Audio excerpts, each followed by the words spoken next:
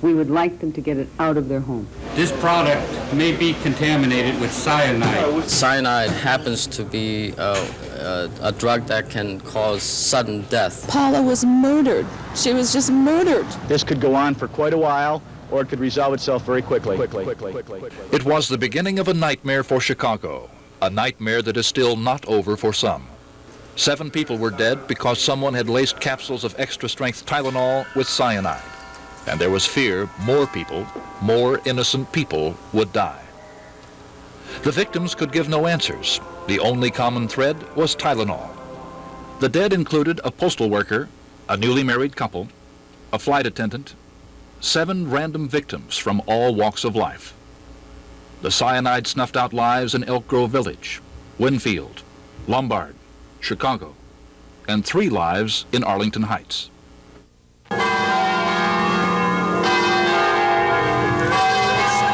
Stanley and Teresa Janis, newlyweds, took capsules from the same bottle as Stanley's brother Adam had done only hours before. All 3 died. Now a family who had celebrated a wedding was in mourning. Teresa's parents and brothers say losing her has changed their lives. They destroy life to my daughter. I just can't believe it. Somebody try to play a game for themselves to destroy somebody else, but in other words, they destroy people's life. Even they don't know them. It's very, very painful for us. Like a match made in heaven. You know, it was the best wedding I've ever been to. It was nice, you know, they're just perfect people. You know, it's like life was made for them, you know. The questions who and why screamed for answers. Law enforcement agencies formed a task force to begin sorting out a jigsaw puzzle with pieces that, so far, didn't fit. The capsules came off the shelves. The testing began. The public called in leads to police. And then Attorney General Tyrone Fainer would face reporters and cameras. The focus of our investigation and the homicides we were investigating resulted from cyanide and cyanide poisoning. That person was arrested at the time.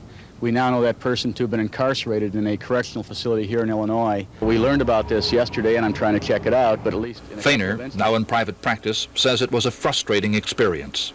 We did everything according to the book, then we went back and did it again, and it should have worked, except that we've never dealt with someone before, nor has anyone else that I'm aware of, that killed without an intended victim, just anyone. And that's been part of the big puzzle. The investigation has continued. Millions of dollars, and a year later, the task force manpower stands at 10. 25,000 pages of information on the computer. And now investigators are going back to see if something was missed. Right now, we are still optimistic. We have work to do. We have 10 of our best people involved. The FBI has five of their best. I have 5 of my best. I certainly don't believe in wasting manpower, and I'm still optimistic. The investigation has produced 2 major characters. James Lewis is charged with writing an extortion letter demanding $1 million to stop the killing. A nationwide search finally netted Lewis and his wife in New York. His trial is next month. Authorities don't believe he is a prime suspect in the murders. Also not ruled out for the same reason is Roger Arnold. Police picked him up after a tip that Arnold had cyanide in his home.